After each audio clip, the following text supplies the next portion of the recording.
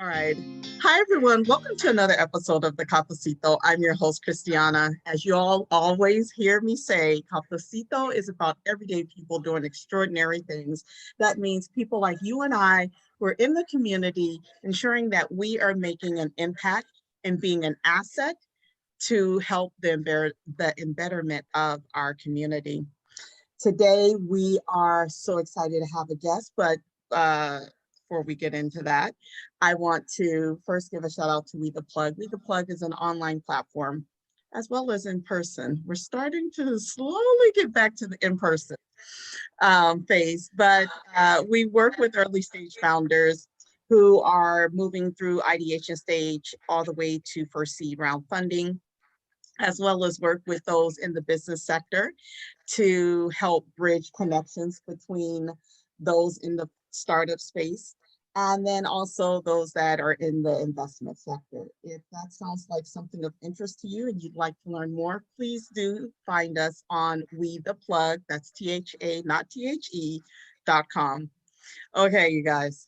So I'm excited because, and I even wore, for those of you all who are watching the visual and not just the audio, but I'm wearing shoulders for my sister today. She is so amazing. I went in my closet and I was like, she gets shoulders. I'm gonna give her pattern sticks, she gets shoulders because she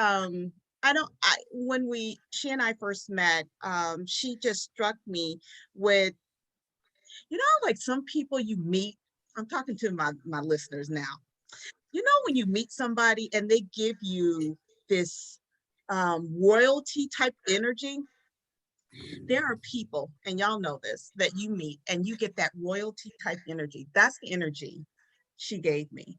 And it was one of humbleness and just her presence of, I am here to serve and help, but yet this royalty was coming out of her. And I thought, my God, who is this person? So I am thrilled to sit with you today, Chido, and have a discussion about your journey and where you've been and where you're going and how all of us that are listening can be of support to you. So welcome to the Cafecito.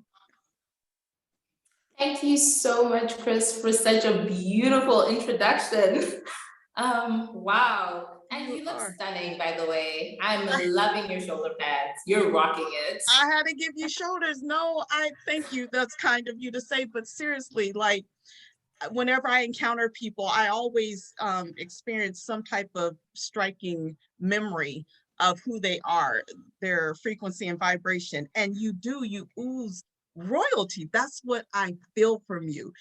And so anyway, I was like, I'm gonna come as correct as possible on this Friday morning to be before you. But I appreciate you taking time out to connect with us today and talk about your journey. So please, before you introduce yourself, do you have something that you're enjoying, a beverage of some sort? Yes, I do. I got myself a cup of tea. All right, excellent. I'm drinking iced coffee. I'm starting to get into it a little bit. Wonderful. Can you tell the people who you are and what do you do? Thank you again for that introduction. As you mentioned, my name is Chido Chimedza, and I am based in Zimbabwe, which is a small country in Southern Africa. I'm the co-founder of a company called the BPO Professionals. And what we do is we help businesses in the UK, the US, and Canada to find affordable remote employees. And our employees are based here in Zimbabwe. Our main reason for doing this is because Zimbabwe has an unemployment rate of 80%, despite the fact that we actually have 30,000 graduates every year in a population of 14 million. So just to simplify it, our country is it's smaller than New York. New York has 19 million people. We have 14 million people. And yet we have 30,000 graduates every year graduating from school. And failing to find jobs. So our mission is to curb unemployment and to help people here in Zimbabwe find employment. You know, what you were sharing right now is really important for our listeners to understand the numbers that you are taking on, you and your partner. You said each year you all are Yes. graduating these large number of students, and the challenge to find employment is very slim. And so outside of what you're doing, how are people able to kind of work through these challenges when they're experiencing them? Like if there weren't programming services available like yours, how would individuals be able to get access to jobs? Like what would they be doing if it wasn't for a company like yours?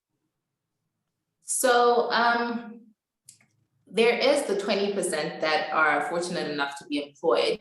And then after that, unlike countries like the US, Canada, the UK, we actually don't have a system for unemployment. So if you're unemployed, you're not cashing in checks every month like the unemployed people do in the countries I mentioned before. If you're unemployed in Zimbabwe, you're hustling. That's actually what it means. So every other person is selling something or is trying in some way to keep their family afloat. So as it is, Zimbabweans are very hardworking people. Yes. They're very determined people because you have to do something to make it work. If you don't, then literally you'll just die of hunger. You know, one of the things that you spoke about it's kind of like it's either you're going to get out there and do something or you're not going to have anything on the table at the end of the day, is something that I think all of us can relate to, because it's something that we are being faced with, especially in the face of COVID. But one of the things that Definitely. you had spoke about that is different is that there is in other countries, and speaking specifically to the US, a cushion available, a system put in place like an unemployment system that can help support when there are challenges like that arise. And in Zimbabwe, there is no support like that. And so I really wanted to drive home how important the work you all are doing is. It is not something that you're doing just because there is a opportunity that is available to serve to communities, yours as well as outside entities, but you are literally working to address a countrywide problem. I mean, you're taking on a major, so talk to me a little bit about, like, because I'm sure that this wasn't something that just manifested overnight for you, and you understanding the challenge that was there and that you and your partner could do something about it. So talk to me a little bit about how did you get to the place of this is how we're going to help address this issue that we see happening in our. That's a great question. So just after I finished university, I graduated from Monash and I came back to Zimbabwe. Mm-hmm. And I was fresh out of university.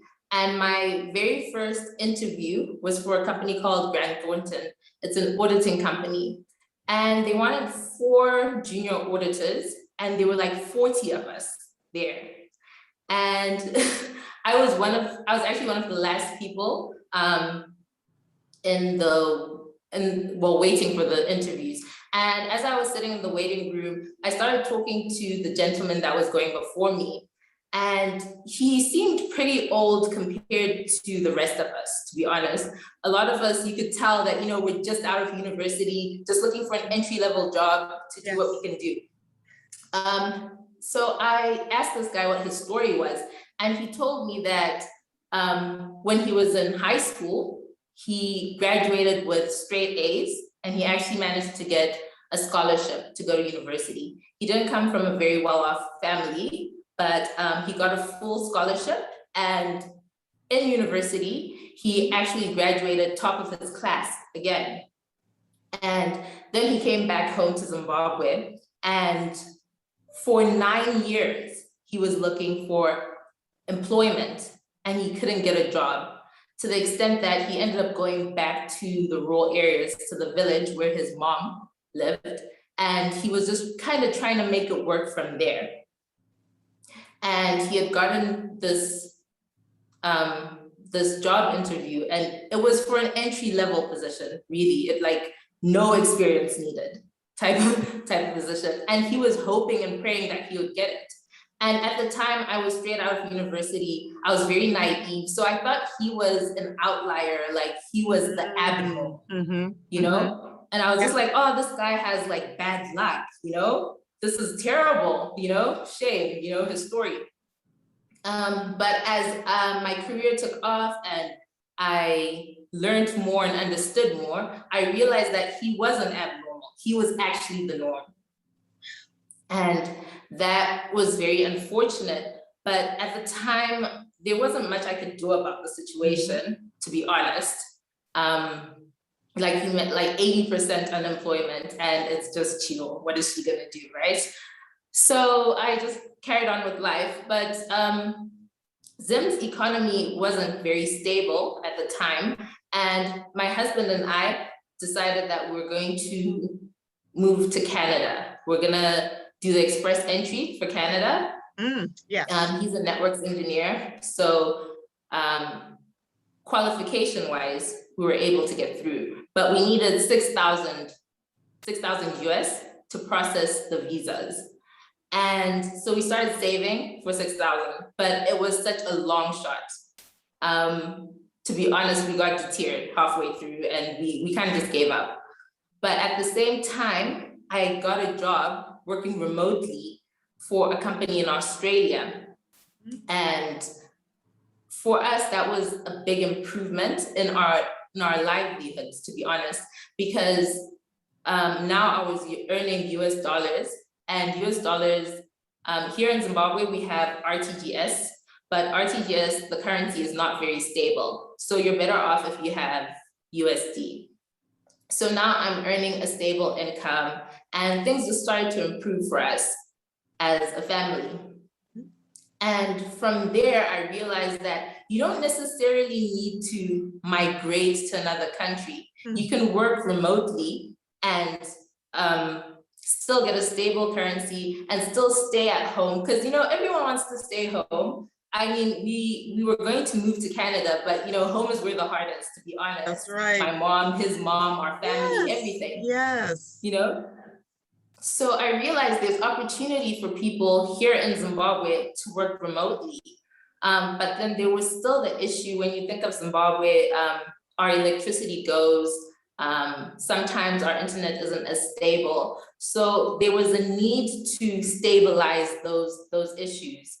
And we decided that the best way to stabilize that is to have people come into the office so they have a good work environment, a place where if the electricity goes, there are backup generators, there's solar inverters.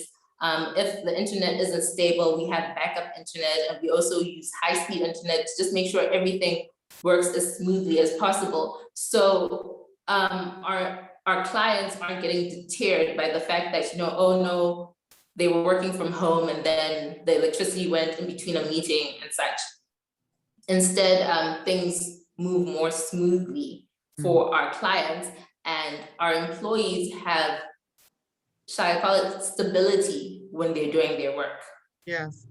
You know, it's always powerful for me to dive into the why behind the business that individuals build, because there usually is an opportunity to really relate. I mean, the work that you're doing, obviously, like I mentioned before, we can all relate to, and the gap in um, employment that has happened, that we have all experienced. But again, the work that you and your partner are taking on is so monumental, and you've been able to really chip away and build an infrastructure of support with engineers that are able to provide the need, or meet the needs, I guess, of your clients all around the world. And so when you're operating or setting up your operation, and you had already had a connection with a company in Australia, because that's where you had secured employment, how do you then go about bringing on new clients to the business, recruiting more qualified candidates in order to service the needs of the client? Talk to us a little bit about what that process is like for you. So like you mentioned, we had a starting base, which was Australia, and we actually gained some traction in Australia for a while. And then because of COVID, what actually happened is that the Australian government was incentivizing their small businesses to employ within Australia, which was great. And what happened is we actually lost a lot of people because they actually wanted to go get grants. So they were looking for employees in Australia. And obviously that was a great thing for them and their economy. But a few people did lose jobs on our side.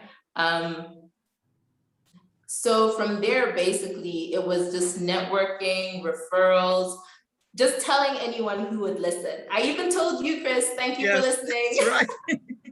That's right. That's right.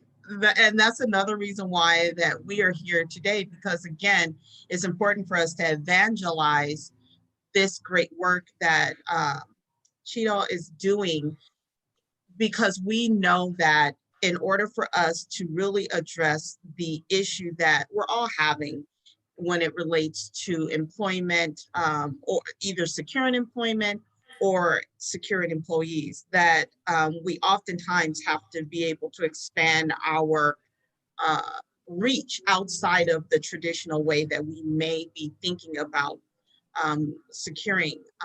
And one of the things that I wanted to enter into this part of our discussion is, as to why I brought it up, is that when we talk about how to help to connect, to network, right?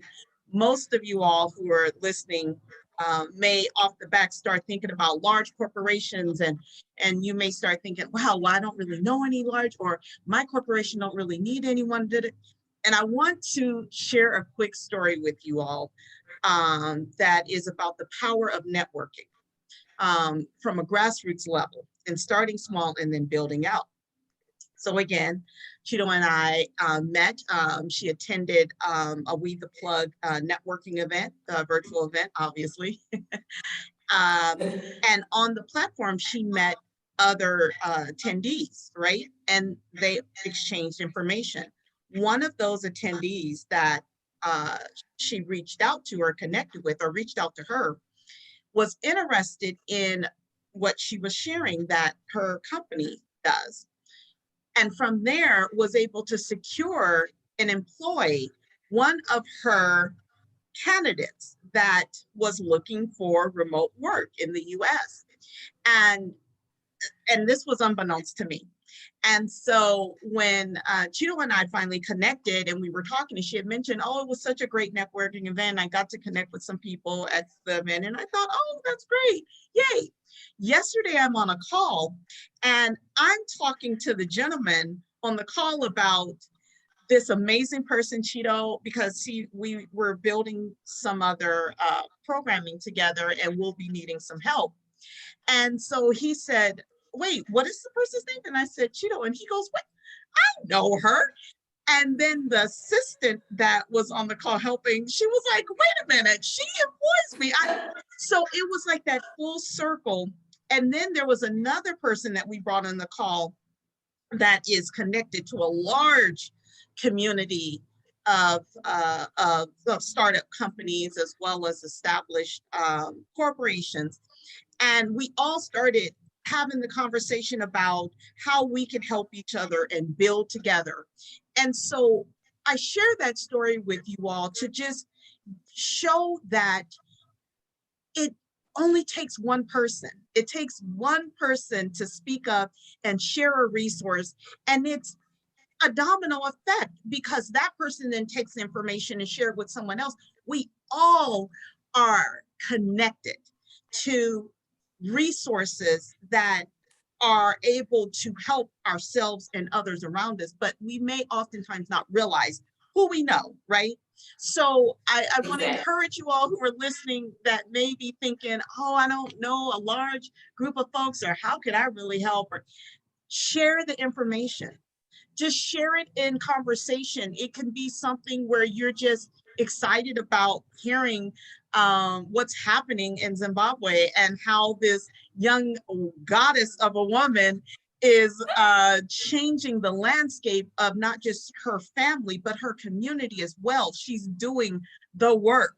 You know, when we talk about everyday people doing extraordinary things, that's what we're talking about. So I hope you all that are listening are thinking now differently about, oh, wait a minute.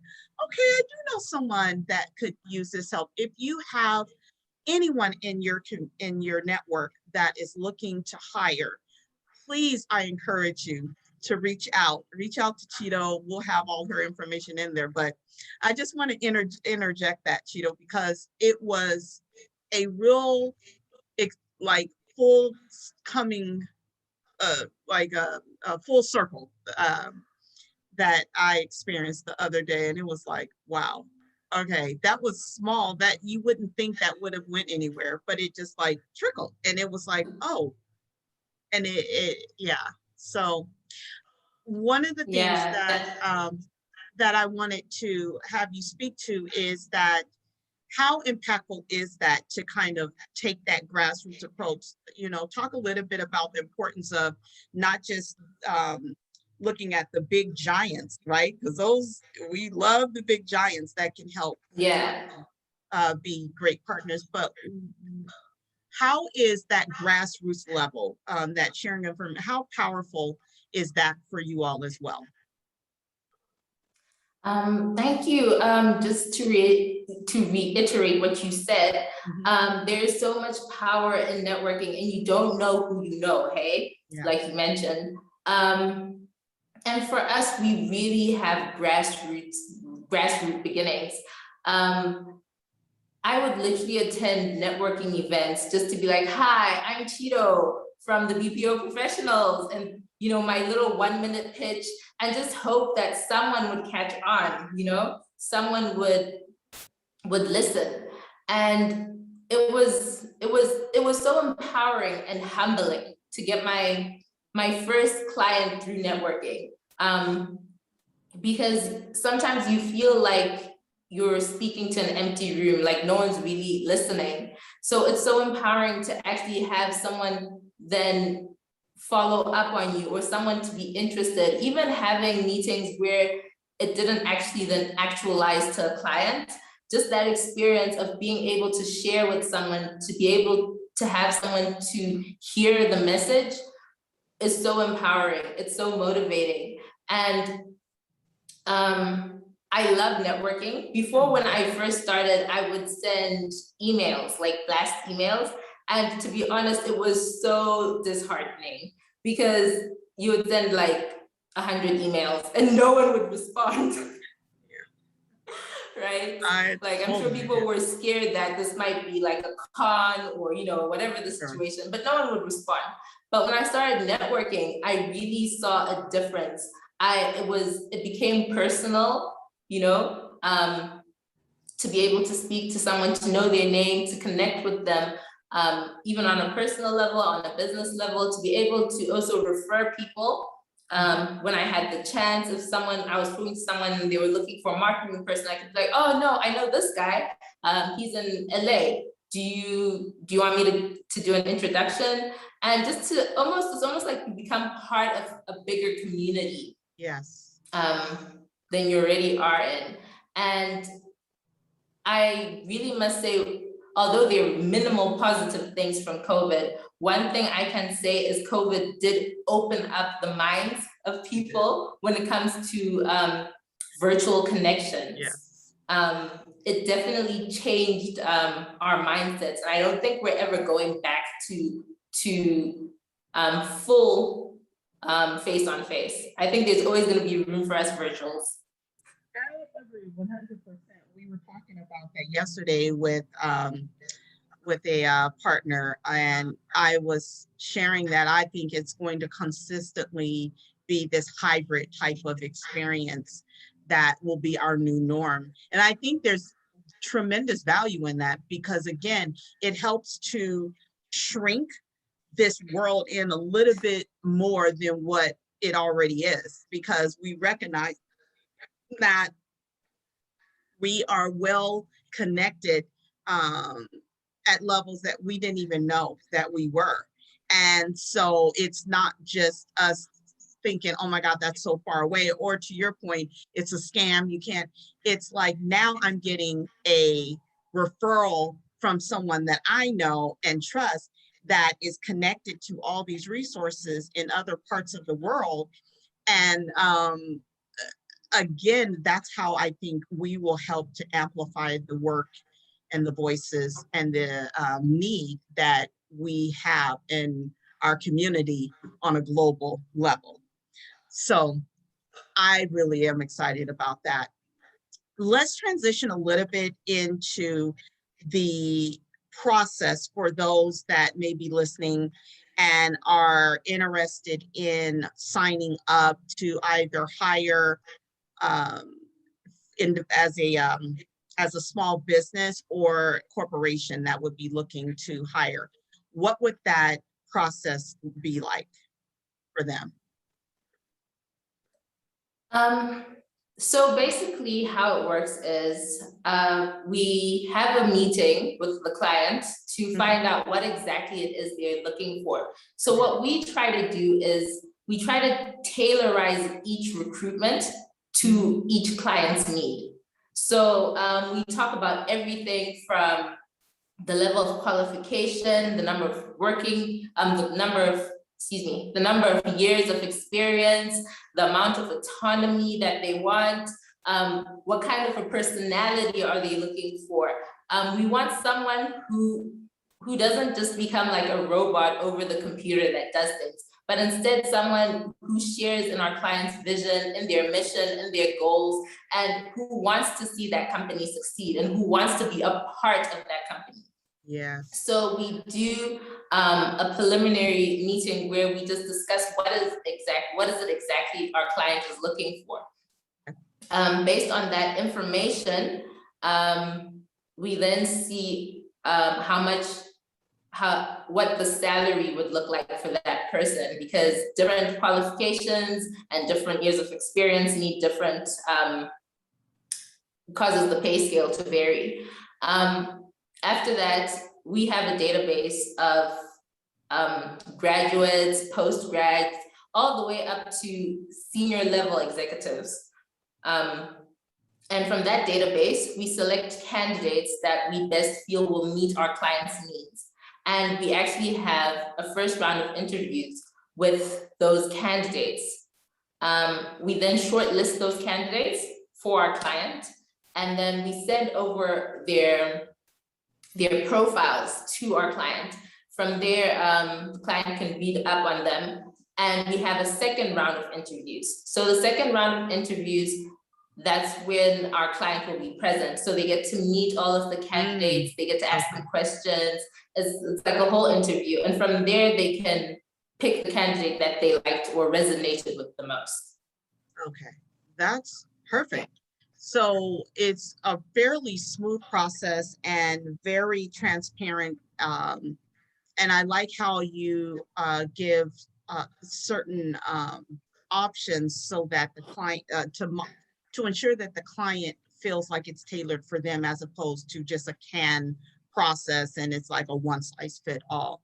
And I know that that is always very important for small and larger businesses, but especially for small business owners that really want to feel like they are having a personal experience with the one they're working with because they're building their Exactly. business.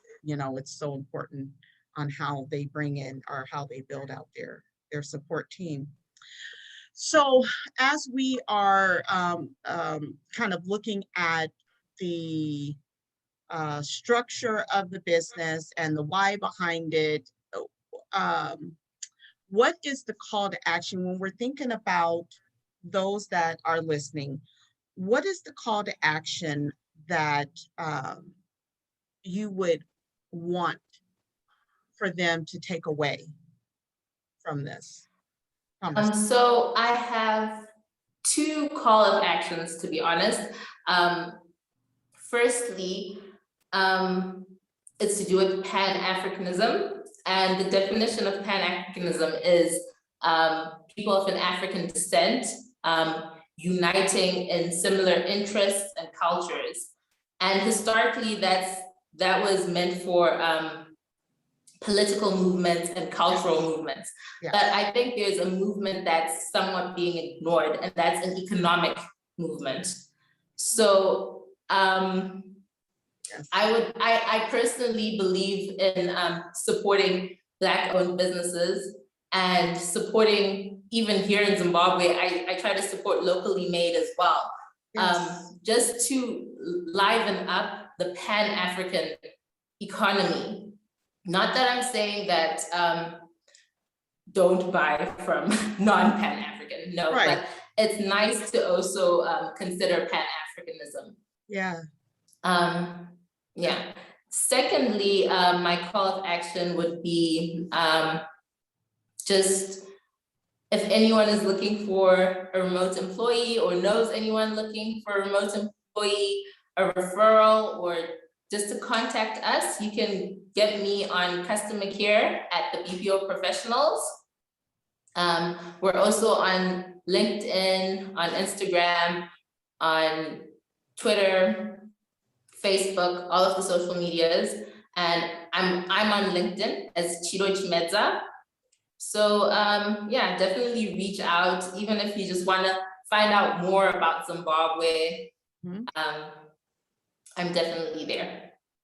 That is excellent. And I really appreciate how you spoke to the Pan-Africanism and the biggest threat right now, which is the economic component and how vital it is that we prioritize circulating the dollar within our community, because it's going to help to strengthen the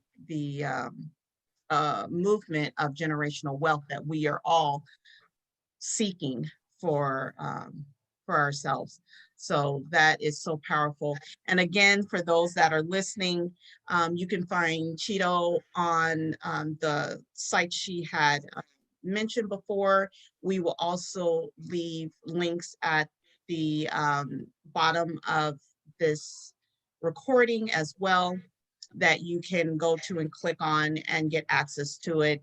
And again, we just ask those of you all who are listening, think about what work you are currently doing that you desire to have help and support in, whether it's tech support, whether it's administrative support. Actually, let's kind of share, that's what we didn't talk a little bit about, but the different I guess, genres of support that folks can hire in. Let's actually leave them with that on the as we're wrapping up. What are the different areas that they can reach out to you to get hired on? I mean, excuse me, to hire staff from. Yes, we actually didn't touch on that. And basically, administrative work, back office work, as well as marketing, digital marketing, software development, IT support, customer care support, accounting and bookkeeping, virtual administration, anything that you can do remotely, we can get you a person to help you. Excellent. And do you all also support like social media management support, like Yes. because that's Yes, something that, social, yeah, go ahead. definitely social media management is another one that we do. Anything really that you can do virtually, we can get you an employee.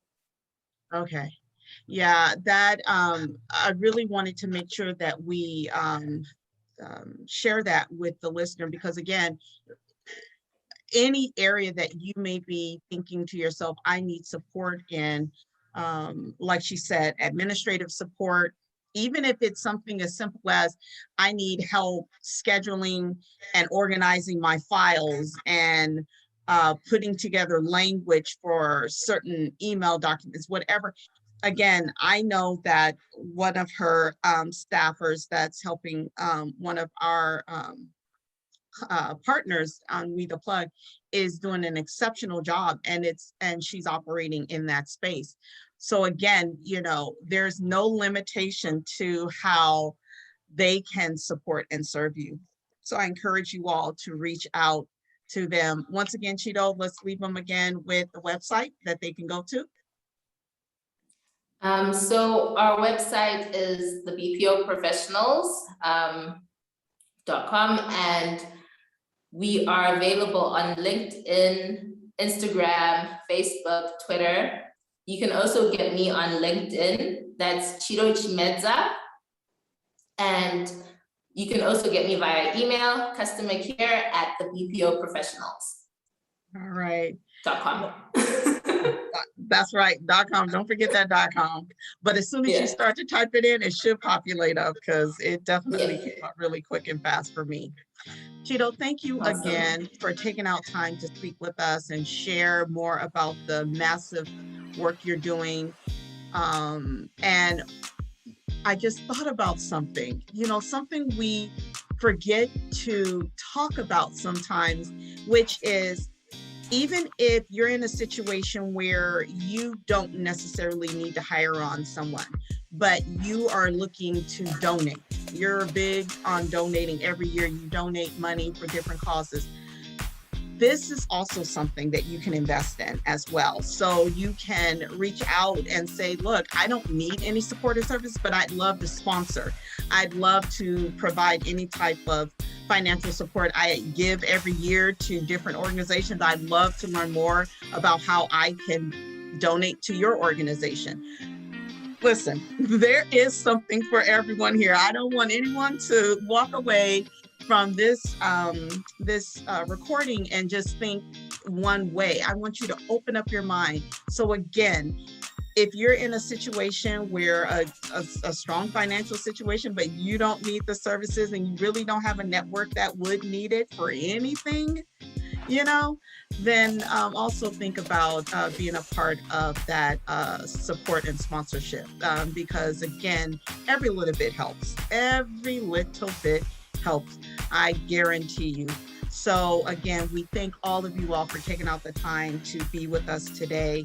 We hope that you were inspired to share stories like this, and of those that are in your community that are doing extraordinary things as well. Thank you so much for taking out time to be with us again today, Chido. You all have a great rest of your day. Take care. Bye-bye. Thank you, Chris.